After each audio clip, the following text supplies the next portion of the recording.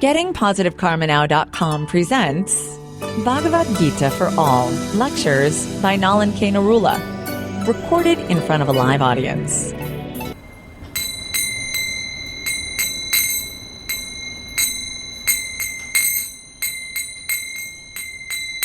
Bhajaman Radhe Govinda,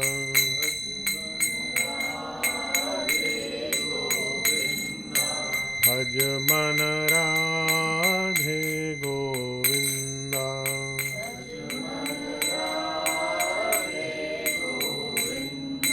Bhajaman Krishna Kanhaiya,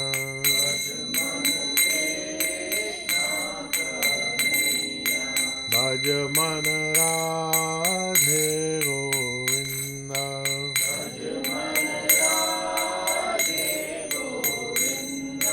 Hare Krishna, Krishna Krishna, Hare Hare, Hare Krishna, Krishna Krishna, Hare Ram, Ram Ram, Hare Hare.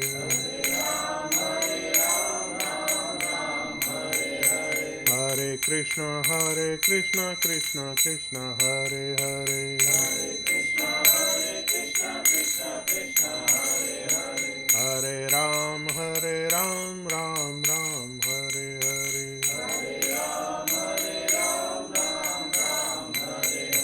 Hare Krishna, Krishna Krishna, Hare Hare.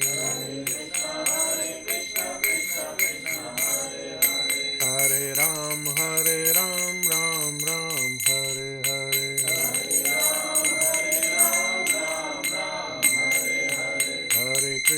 Hare Krishna, Krishna Krishna, Hare Hare. Hare Ram, Ram Ram, Hare Hare. Hare Krishna, Krishna Krishna, Hare Hare. Hare Ram, Ram Ram, Hare Hare.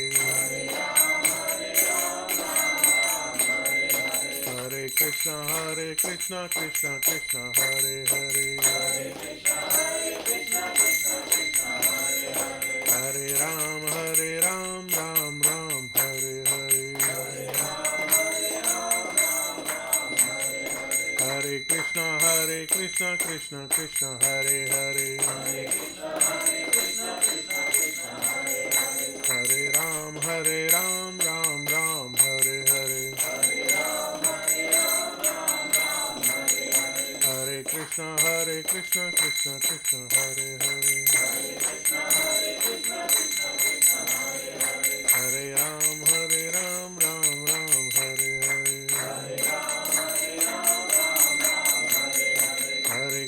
Hare Krishna, Krishna Hare Hare. Hare Ram, Ram Ram, Hare Hare.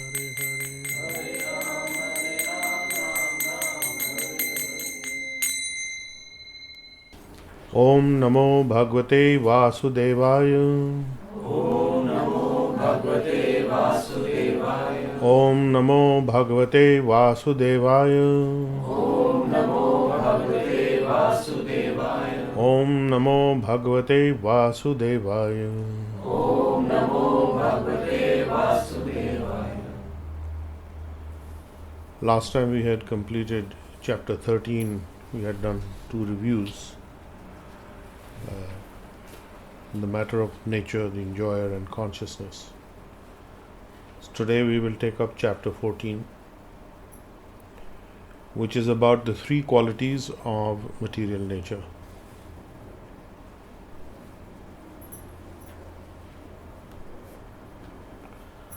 The first text of chapter 14 of Bhagavad Gita, the 3 qualities of material nature, Shri Bhagwan Uvacha, Shri Krishna speaks. Param bhuya pravakshyami jnananam jnanam uttamam yaj jnatva munaya sarve param siddhim ito gata. So, Param Bhuya Pravakshyami, about the transcendental I shall speak. Jnananam, of all knowledge, Jnanam Uttamam, this is the supreme knowledge, wisdom, knowing which, Jnatva, Munia, all the sages, the Munis, Sarve, all of them, Param Siddhim Ita Gata, they achieved transcendental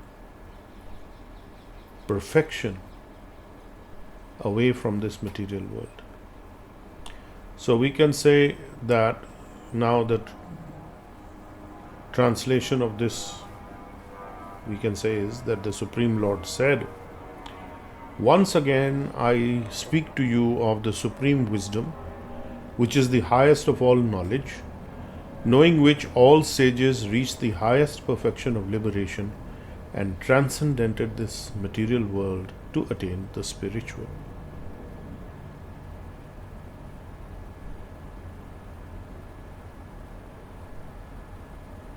So, in the previous chapters, in chapter 13, Krishna has said that by developing knowledge under the guidance of a spiritual master, one can practice various processes as recommended to get out of this material existence. And now in chapter 14, Krishna is saying that how will we get out of this is by understanding and knowing this knowledge. So text 2 is idam jnanam upashritya mam sadharmam agata sarge api nopa jayante pralaye na vyathanti cha. It is this jnanam knowledge, upashrite, taking the shelter of, mama, my, sadharmayam nature, my eternal nature, agata, attain, sarge api, that is even in the process of creation, na, never, upajayante, comes, pralaye, the annihilation, na vyathanti cha.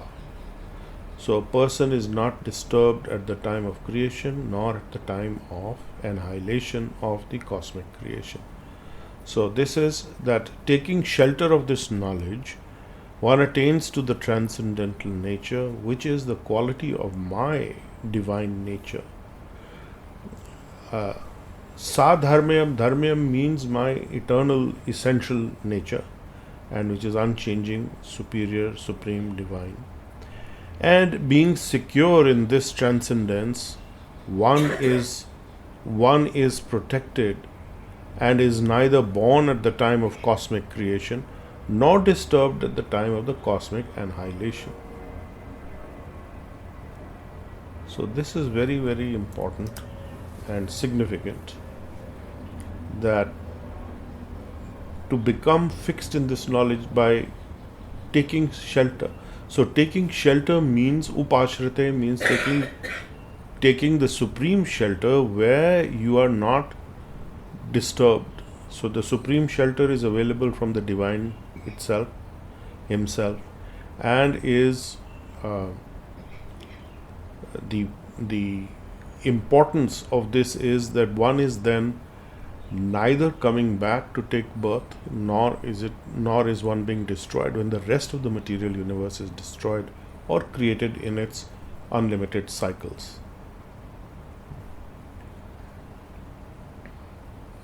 So this means that one develops similar qualities of transcendental nature as the divine himself.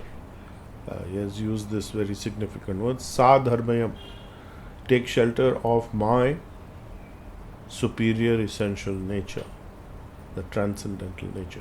So why is he saying that? Because part of his nature is separated and made into the material creation, and that is the inferior nature, not the superior nature. The material elements are separated energies of Krishna of his inferior nature. So he is making it clear that don't get confused, because you have seen the universal form and I have explained to you how the material creation is working. So do not confuse that with my essential nature. That is not my essential nature. My true highest transcendental nature is not that. Those material natures are separated from him and are actually not have anything to do with him really once they are separated. Then we have text number 3. Mama yonir mahad brahma tasmin garbham dadhami aham sambhava sarva bhutanam tato bhavati bharata. Mama yoni, mama means mine, yoni means womb or the source of birth. Mahat is the total material creation and existence. Brahma, supreme. Tasmin, in that. Garbham means the fetuses or the living entities in embryo form. Dadhami, I create. Aham, I create. Sambhava sarva bhutanam, the possibility of all the living entities. Tata, to appear, to be born. Bhavati becomes Bharata. So text 3 is that the unlimited Mahat Brahma is the material substance from which the entire cosmic existence manifests. I impregnate the womb of Brahma with the embryonic seed consciousness of living beings, making it possible for all species of life to be born, O son of Bharata.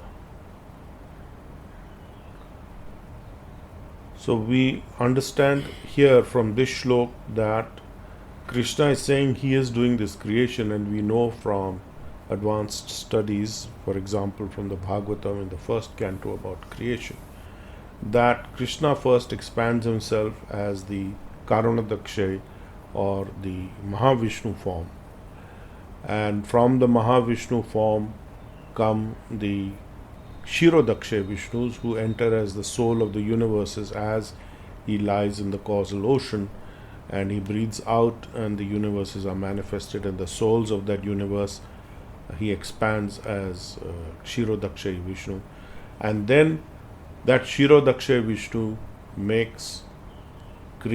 supervises the creation by agitating the Mahatattva, by impregnating the Mahatattva with the living entities from his eyes, from his vision alone, and then enters into that as the Garbhodakshay Vishnu, as the center of every atom, as well as in the heart of every living entity. So Krishna is saying that all these expansions are him directly. So this is the understanding from his shlok, that Krishna is directly creating through his unseparated expansions of the Mahavishnus.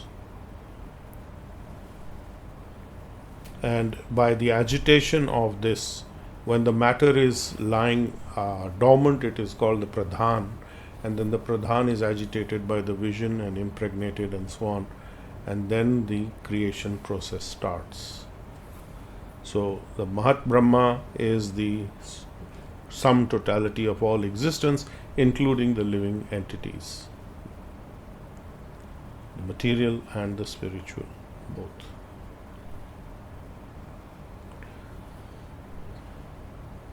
Text number 4. Sarva yonishu konteya murteya sambhavanti ya tasam brahma mahad yonir aham bija pradapita. Sarva yonishu, all the species of life. Konteya, son of Kunti. Murteya, the forms that they take. Sambhavanti, as they appear. Ya, which. Tasam, all of them. Brahma, the supreme. Mahat yoni, source of cosmic creation, the source material, substances. Aham, myself. Bija pradapita, I am the seed-giving father. So in the fourth text of chapter 14, it becomes quite clear. Krishna is saying that these forms of different species of life that are born, O son of Kunti, Arjun, are made possible by this supreme material nature, the Mahat Brahma, the Mahat Yoni, and I am the seed giving father of all these living entities. I am the seed giving father of them all, which means Krishna is the source of every living being. So, this is to be understood that he makes it possible for all the creatures to manifest and enjoy the results of their desires and karma according to their karmic bank balance, and he creates this material universe for that purpose. He also enters into the heart of each living entity to guide them towards the spiritual, should they voluntarily decide to do that. Then we have the 14.5, the fifth text of the 14th chapter. Sattvam rajas tama iti guna prakrita sambhava nibaddhanti mahabhavo dehinam avyayam. So, sattvam rajas tama iti. Thus, these three qualities of sattvam is goodness, rajas is passion, tama is ignorance. Iti guna, these three qualities, these three modes of prakriti sambhava, material nature, they are produced of this material nature. They are coming from this material nature, which has now been agitated by the vision of Krishna in the form of his separated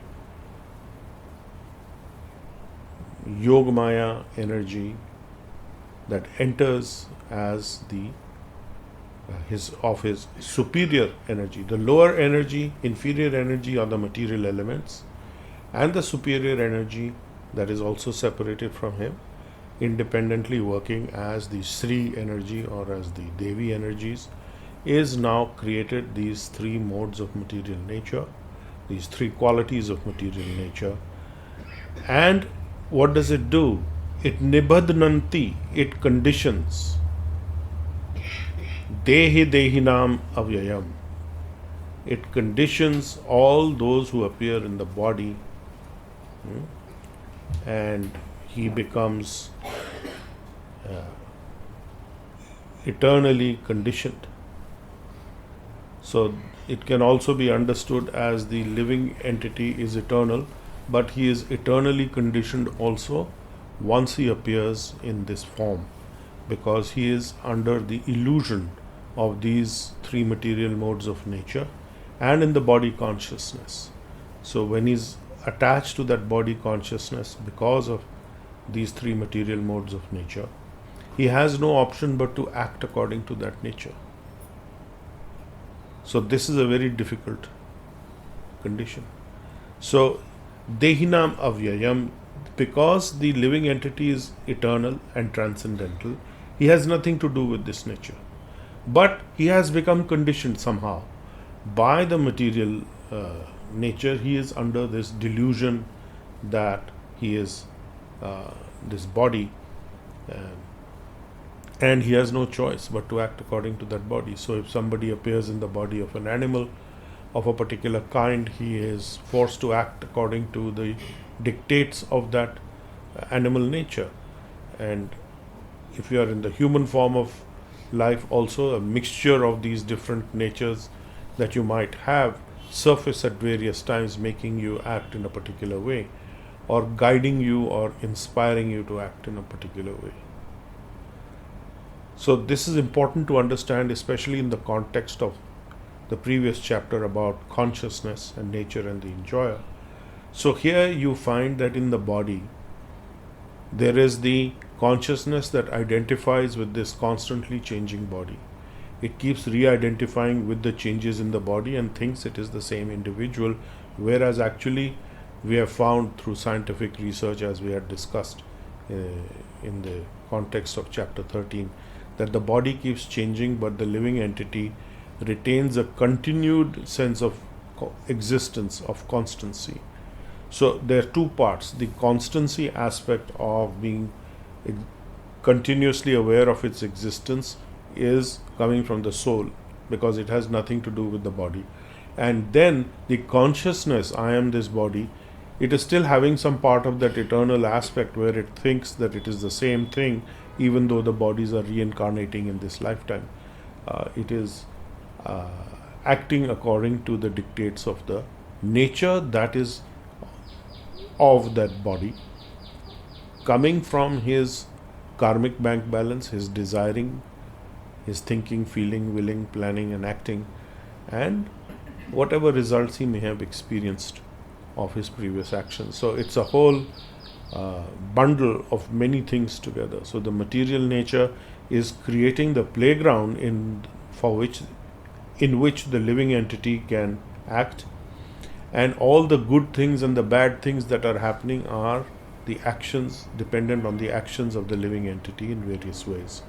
So earlier Krishna had said that the living entity is actually creating sorrow and joy and trouble, and the material nature is just there for him to act on. It's a playing field in a way, it's a field of activity, and in that field of activity the living entity is moving and doing so many things. So I think we will conclude here at text 5, chapter 13, because chapter 14, text 5, because there's a lot of things to be covered here and to be understood. And once again I will read out in these translation of the text from 1 to 5. The Supreme Lord said, "Once again I speak to you of the supreme wisdom, which is the highest of all knowledge, knowing which all the sages reached the highest perfection of liberation and transcended this material world to attain the spiritual. Taking shelter of this knowledge, one attains the transcendental nature, which is the quality of my divine nature and self. Being secure in this transcendence, one is protected and is neither born at the time of cosmic creation and nor is disturbed at the time of cosmic annihilation. The unlimited Mahat Brahma is the material substance from which the entire cosmic existence manifests, and I impregnate the womb of that Brahma with the embryonic seed consciousness of living beings, making it possible for all species of life to be born, O son of Bharat. These forms of different species of life that are born, O son of Kunti, Arjun, are made possible by this supreme material nature, and I am the seed-giving father of them all. This material nature impregnated by me has three qualities: goodness, passion and ignorance. And when the living beings come in contact with this nature, they become conditioned by these three qualities." So this is how we start in the material world. From where we left off the last time, wherever we were, we get a position accordingly, according to our karma, according to our karmic bank balance, and then we act further, and as our actions create further consequences, we keep getting more and more entangled. So while the eternal living entity is got nothing to do with this, the consciousness attached to the living entity is what is carrying it throughout this material world, and the soul itself has nothing to do with this. It is the consciousness of the being an illusion that is the cause of the travels of the material, or the travels of the living entity through so many bodies and through so many lifetimes. Now, if there are any questions, I will take some questions now. All very clear. So can you put this online, text 5 explanation? Everything will come online gradually, but I think it is pretty straightforward. It is. So you said that the Yogmaya energies are The energies that create, they are separated energies, and then they become Maya Devi.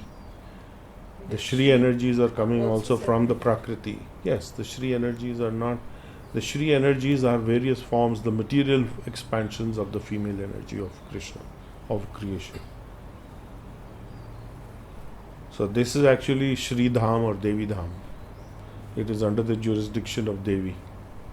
So the women run the universe. Indirectly. Huh? Indirectly. Well, So then they create. finally, what should we be doing when we know at least that this is now I can recognize what's happening around me at certain times. I would not say constantly in that event because I can't do any activity then if I'm. So what do I do now with this? I just have to know that I Well, should plunge into craziness because now I know what's going on around you me. don't have to plunge into craziness. That's not what is recommended. How did you get that understanding? No, I mean that now. You have to only know. when that No, when no. I'm working in passion, then suddenly I get crazy and I say, oh, this is what's happening. No, that's all right. Then You walk can. by and then That's all right. You can become aware that you are acting in a particular mode of passion or mode of ignorance. Mostly, it's mode of passion mixed with ignorance. So Krishna says that if you know my nature, if you actually take shelter of this, and you achieve a similarity of quality with me, of my divine nature, then you are protected. So actually there are 5 stages. One is the consciousness as the body, which is made of foodstuff, the Annamay consciousness. Then there is the Pranamay consciousness, that I am a sentient living entity, that I have senses, I have capacity to think, and so on. Then there is the Jnanmay, that you actually know the difference between the material and spiritual, and Vijnanmay is putting that into action. And the 5th stage is Anandamay, when you realize the Supreme in everything. So that is when you see the Garbhodakshay Vishnu at the center of every atom, in the heart of every living entity, and you realize that your own nature is similar. So then you are protected, because then there is no fear. Basically, he's saying that once you attain to this nature, you become fearless, because you are not destroyed and you are not created again and again, unlike in the material world. So that realization has to be an actual touching of the truth. So self-realization means to touch the truth directly. So direct perception of the truth. And when you have direct perception of the truth, you are considered liberated. How long that perception lasts is a different thing. So if this perception lasts, then you are liberated. So even if you are on the way and hopefully you are not getting derailed, then you are to be considered as liberated also. So that is considered as, doesn't mean that you are, but that you will get there. So this is a process. It's not so simple saying that, I am the divine and that's it. No, I am the divine nature. No. You have to realize it and you have to act accordingly. So then you go back to the 6th chapter, for example, and see or how a person behaves when he is, these all listing of Dhyan Yoga, how it is the Sankhya Yoga, Dhyan Yoga aspect as to how one should act and behave to be liberated from material nature. So these are studies to be made and then to be followed. And in the practice of that following, you will come to the point of realization. So that point of realization is what you are looking at. And then you experience the Anandamay, the blissful joy that comes from the soul, that comes from the spiritual energy. It comes from the spiritual Brahma energy, the life force energy, the Reiki energy, Krishna's energy, whatever you want to view it as. And then you are navigating your way through this world quite peacefully. So you become peaceful eventually. You may have your ups and downs, but you gradually become more and more peaceful. That is the thing. So these are symptoms by which you can recognize progress in others or yourself, or others will recognize in you. But you must have this knowledge. So without this knowledge, it is not possible, Krishna says. And you must get this knowledge from a spiritual master. So studying on the own is very good. There are many spiritual masters who are highly empowered, who have commented on the Gita, who have commented on the spiritual literature explaining. And if you follow their teachings as they have given it, you are in the process of following a spiritual master, whether you are doing it through their words, their book, their teachings, because ultimately the teachings will remain and the master will disappear. So that is always happening. The material form will go, but the teachings can remain. So following the teachings is the most important instruction. Right? So you understand it and then you will find the way. There is no fixed path, but there are certain guidances and rules and regulations that you follow, certain principles. So if you follow those principles, you'll get there.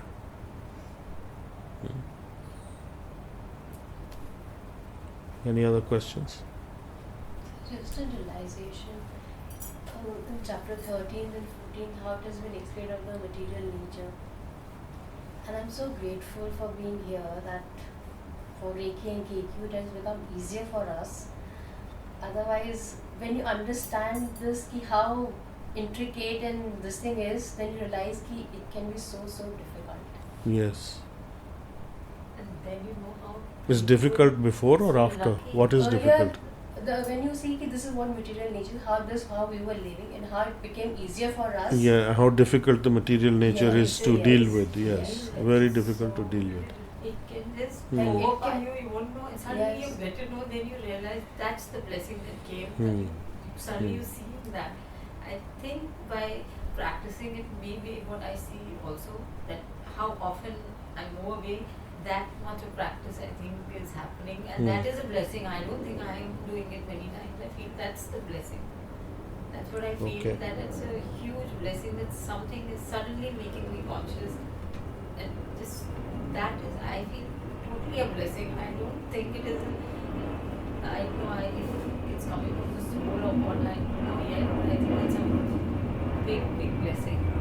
To just stop and see what it is, and not get entangled and then go that far, wherever, whatever, how far, but to get a chance to stop, I think that's a blessing. I think so. Okay. What is Shipra's question? She's typed a question. Yeah. Question is it that the more healing one does, one doesn't create future karmic consequences and also complete our karmic debt. So sooner such a person would be able to die and go back.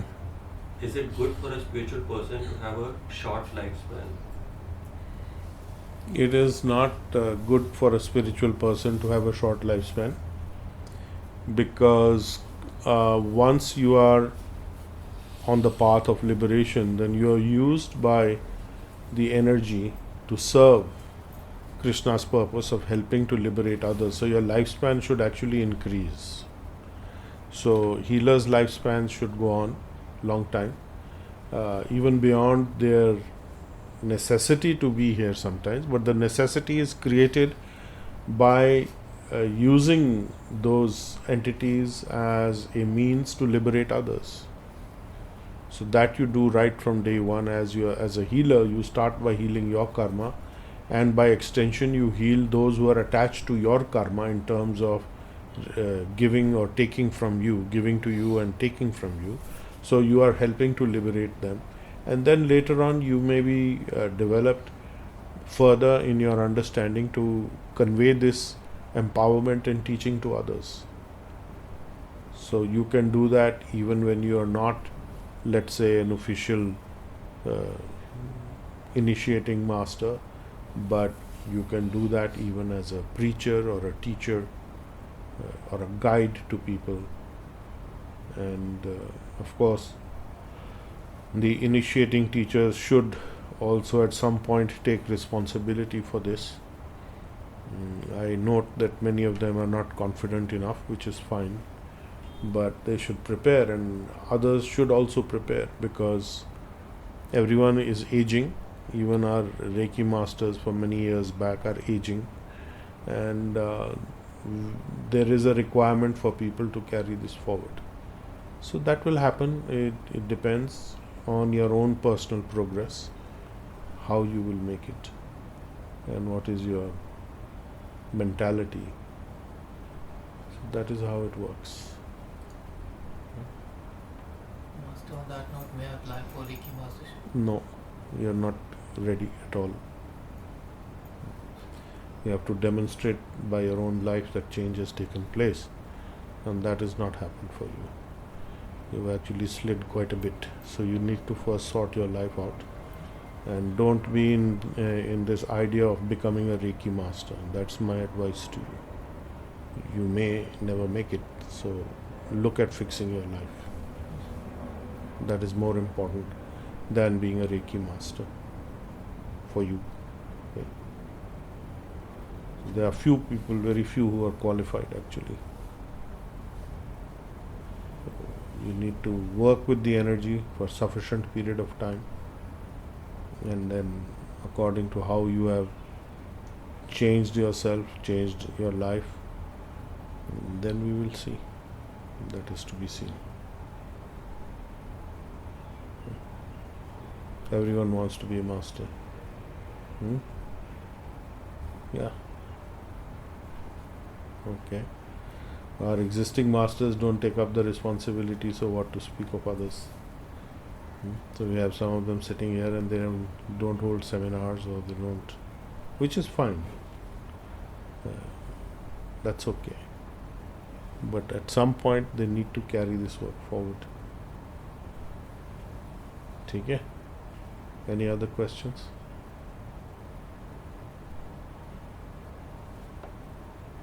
I think the younger people may be more qualified eventually than all the rest of you who are somewhat middling and fixed in your ideas more.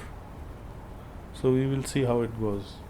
I always have great hope for the younger generation that they can do something more than us. So that is good. Maybe.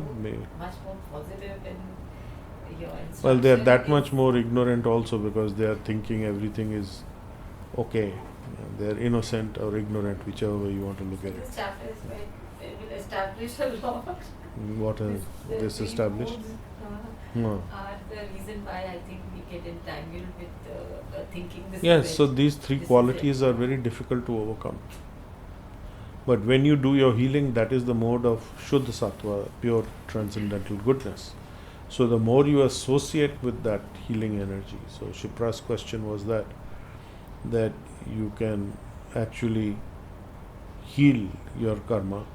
The more you heal, the better it is for you to be in touch with those transcendental qualities, where you become even fearless in this lifetime. So when you are fearless in this lifetime, then that's a good place to be. So the more balanced that we are, and we're not entangled in the three qualities, and we just are balanced, then we are more in. You are more in tune that way. The thing is that because of your body, the body is going to react according to the three material modes of nature in any case. But in the human form of life, we have the option of control, of controlling ourselves or controlling our desires or our actions that come out of the body. So in any case, as the body ages, a lot of your desires naturally die down, because body becomes incapable unless you constantly attend to physicians, or physicians attend to you to try and boost you back to a rejuvenated stage. Then that will carry on a bit longer. In the old days, it was quite a joke, as the men start aging, they would get what they called monkey gland injections to, increase their libido and to rejuvenate them sexually. So that is one. So that you will contain. That is also part of the mode of passion and ignorance. That you want to maintain that. Now the body is saying, give it up. You are saying, no, I don't want to give it up. So I'll take all these Ayurvedic kushtas and pushtas and dawais and formulas, that will keep me virile till I am almost ready for the grave. And so that is also there. So these are very powerful drives. So one has to be aware that these are not just going away on their own. They have to get some aid from you, some help. And that is by your abstinence or withdrawing. Even alcohol, is that right? Yeah, if somebody is an alcoholic, how he can be detached? Tempting to have it and No, you can have it. something. No, you can have it.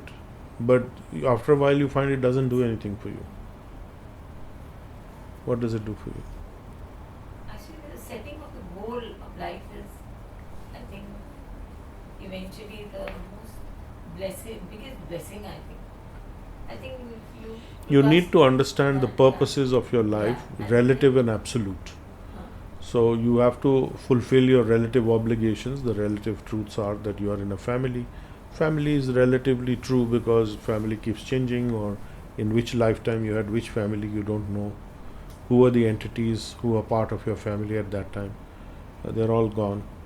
And this family you are unlikely to see again after death of any of you. So We never recognize anyone. how will later. you have you recognized anybody? No, tell me. Have you seen anyone say, "Oh, my dear long lost brother, mother, father"? Huh? In the spiritual realm, I mean. Spiritual realm. You No, don't worry about the no. spiritual realm. You worry about this one where you are. I just thought of it. That Spiritual gives so realm. much You know importance. everyone, huh? Anu has a question. Yeah. Anu, please go ahead and ask your question. Yeah, good morning, Master. Hanji, good morning, Anu. So I had one question when you're saying that growth happens. Now, what I wanted to ask was, I have found that there are growth periods where things just happen on its own, and they just fall in line. And you are growing and you're not aware. And then there is painful periods where you are tackling one day at a time, and it's difficult to tackle that one day at a time. Growth is happening both ways. Which kind of growth is actually propelling us better? Is it the pain growth or the non-pain growth? If things are happening on their own, it is actually not on their own, because the grounds for that has been prepared in the past by your actions and by your healing and so on, so many things. Things don't happen on their own. Karma, the results of karma come by the participation of many entities and many systems that are there in the universe. If things are moving smoothly, in other words, and now they're not moving smoothly, then there are different causes. And the causes for the non-smoothness is this mode of the three qualities which overpower us at that time. Because we have attachments, we have detachments, and we have desires, and we want to fulfill them. And not getting them is where the pain is. So when you don't achieve your desires, you're in pain.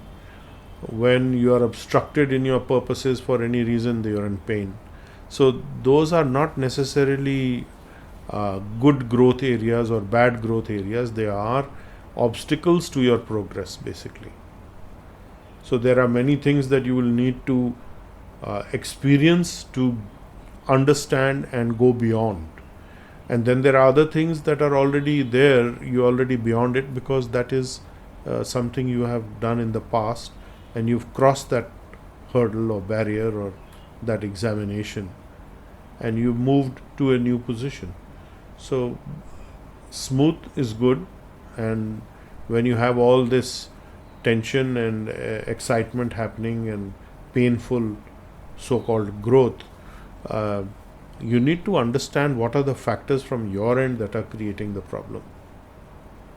So it is because we are choosing to take a particular course of action over another for a particular reason, and that reason in hindsight or few years later will look insufficient to you, because you may have evolved to a point where you could see that actually that was not very good for me. So the insistence on a particular thing that is happening in our life For it to happen in a specific way according to our desire is the cause of problem. So that is a controlling desire, that I want this to happen only this way. If it doesn't happen this way, I'm in trouble. That's one.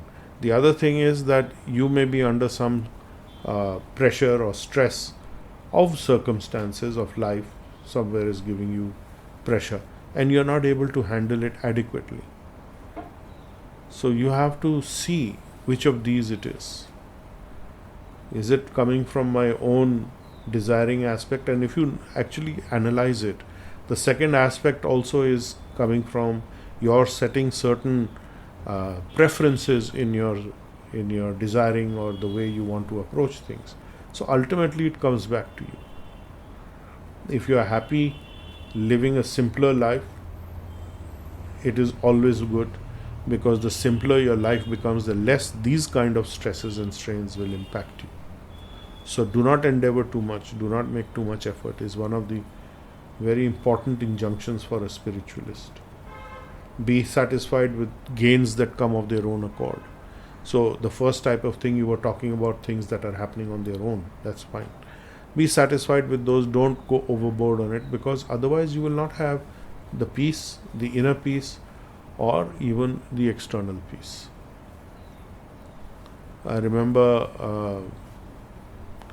my mother's aunt, she and her husband, they were quite old, he was a lawyer, and they had a daughter who had gone to study law in England, and she died very unfortunately, because in those days you have these gas heating, even today you do, and the pilot light went out and the room got gassed, she got gassed, and she got gassed to death at a very young age.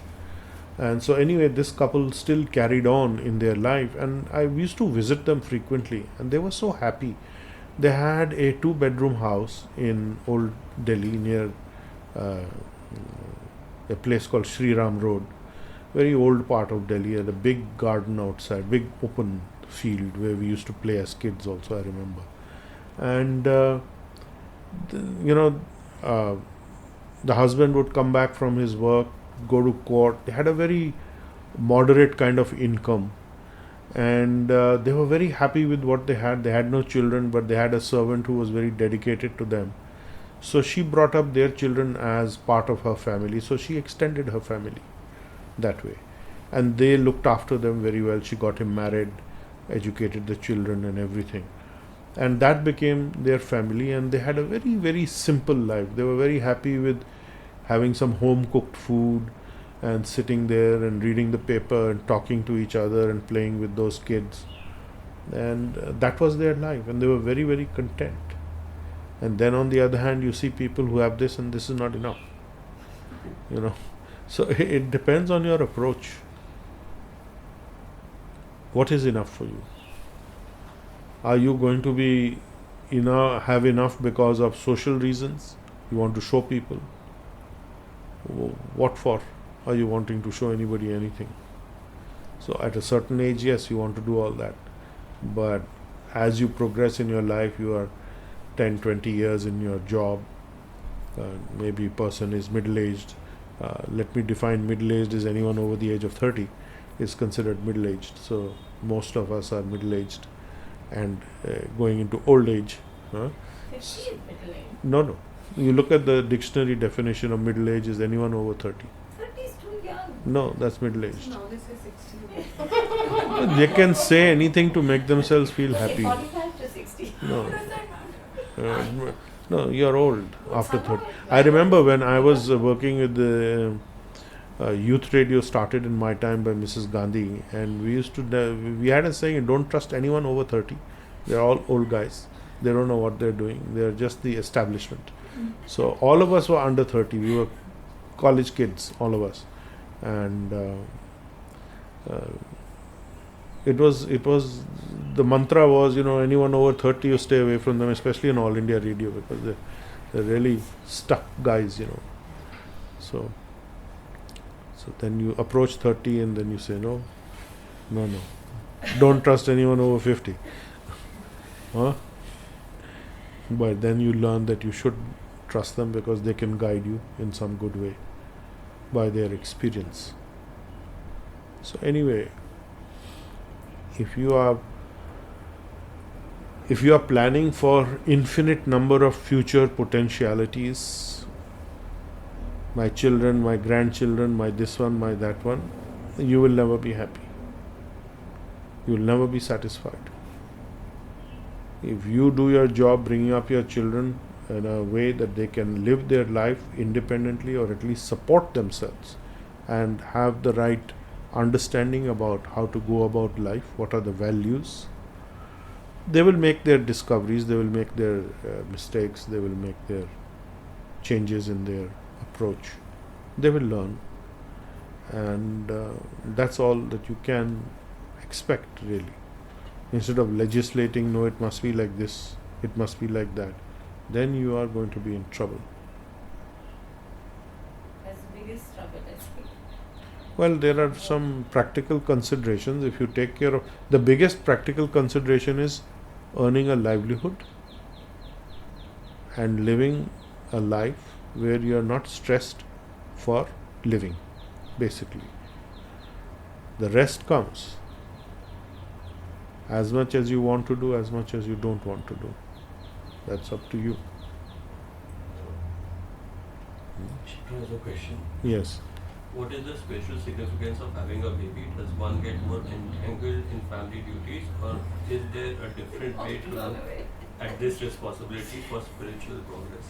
Yes, you get entangled as when you have family. It's entangling, and the word for the female is stri. Stri means one who expands material nature. So requirements keep increasing. So when a man is a bachelor, he has very few requirements, and then suddenly he gets married, and then he realizes he has so many things to provide for, and that stresses him out. So that's an entanglement, and then he thinks about, I have to earn more money. If I don't earn money, I can't get honey. So then I may not even end up getting married, and that will be too sad, too bad. Poor dad, all those thoughts will come up, and then once you are there, then you'll regret it. Why am I married? Some people do that, and then they want to get out of it. So all really, all of you. Tolerance and patience. We should have asked for Is nobody tolerance. happy in marriage? Like, this is why I asked you that day. Yeah. Because I don't see anybody being like, oh, I'm happy in marriage. Yeah, Not but supposed to then be happy. Who said you're that? not supposed to be happy Who in said marriage. that? Who said that? No, you should be Goal married. of marriage Should be defined. happy. The goal of marriage is defined. You follow what the husband says and do what you like eventually. Yeah, you say hanji to everything and do whatever you like at the end of it. That's not necessary. You can be. You don't need to get And married. then you said that kids also are entangling. They are entangling, but the point is that that's an expansion of your creative impetus that the human beings have. So actually, women are more, in the sense, similar to the divine because of the creative aspect, and they feel that they are superior in so many ways, and that is because they can bear children. Men can't. Well, science will get around that one day also, but it's not yet visible because they don't have the internal organs to support that, really. So yes, it is entangling also, but it is something that is desirable in the structure of life in society. So husband and wife together can progress and produce the next generation which is better than the previous one. That is the objective. So that generation can help the previous one to progress spiritually. So it is not just a complete downside. If the children are spiritually progressing, they can help the parents to be liberated also. That is the teaching of the Shastras. By their activities, they can help liberate the parents. If the parents are not so good but the children are better, you have those conditions. Like Prahlad Maharaj He was a great devotee of Krishna, and his father Hiranyakashipu was not. So he helped to liberate him. Because when he was killed, when Hiranyakashipu was killed by Narsingadev, then Prahlad Maharaj interceded, that please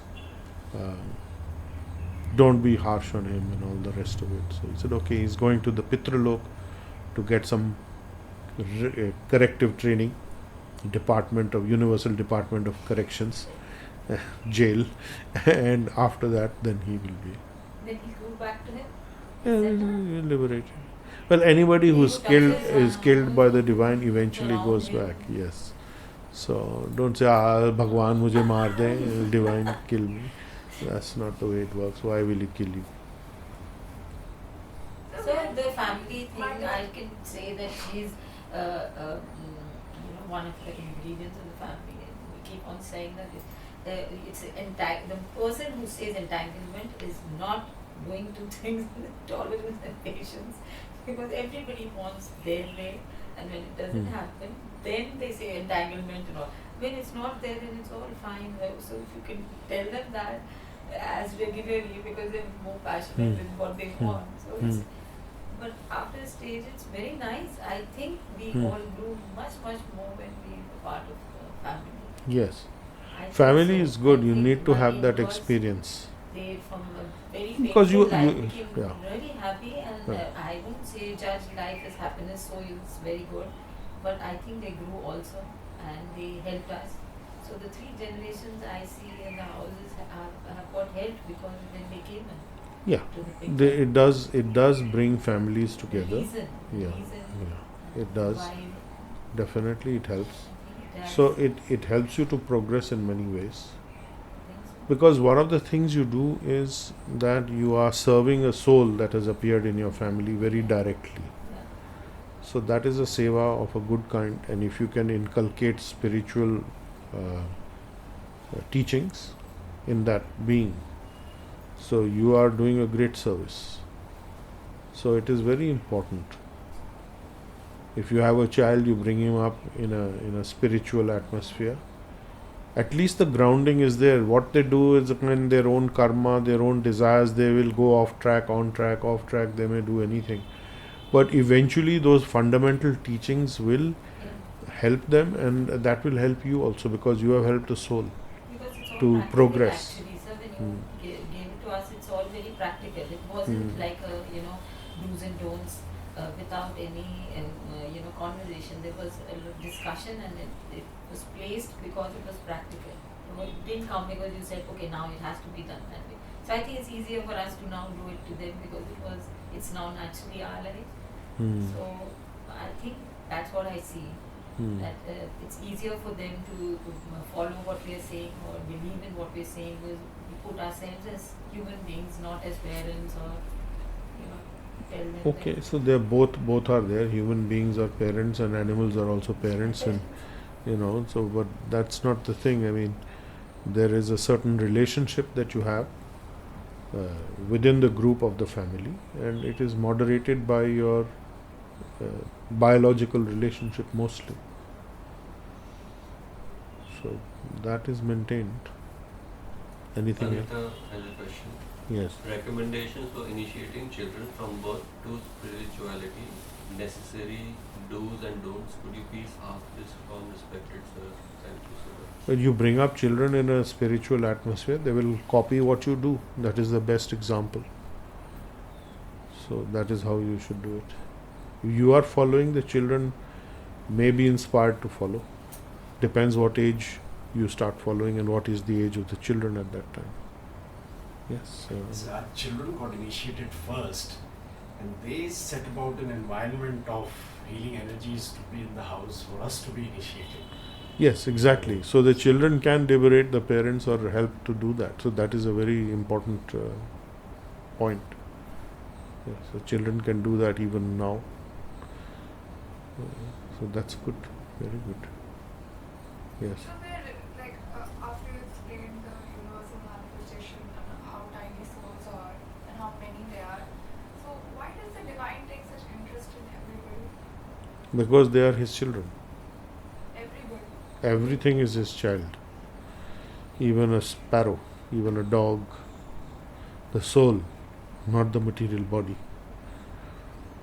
Because the material body, the soul has developed out of its consciousness of identification with material modes of nature.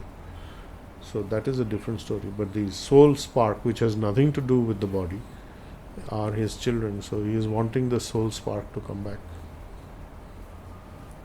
So it's up to you. Naughty children run away from home. Isn't it? Okay. So we'll conclude here at text 5, chapter 14. And that is about the three qualities of material nature. Om Namo Bhagavate Vasudevaya. Om Namo Bhagavate Vasudevaya. Om Namo Bhagavate Vasudevaya. Om Namo Bhagavate Vasudevaya. Om Namo Bhagavate Vasudevaya. Om Namo Bhagavate Vasudevaya. You've been listening to Nalan Kena Rula on GettingPositiveKarmaNow.com.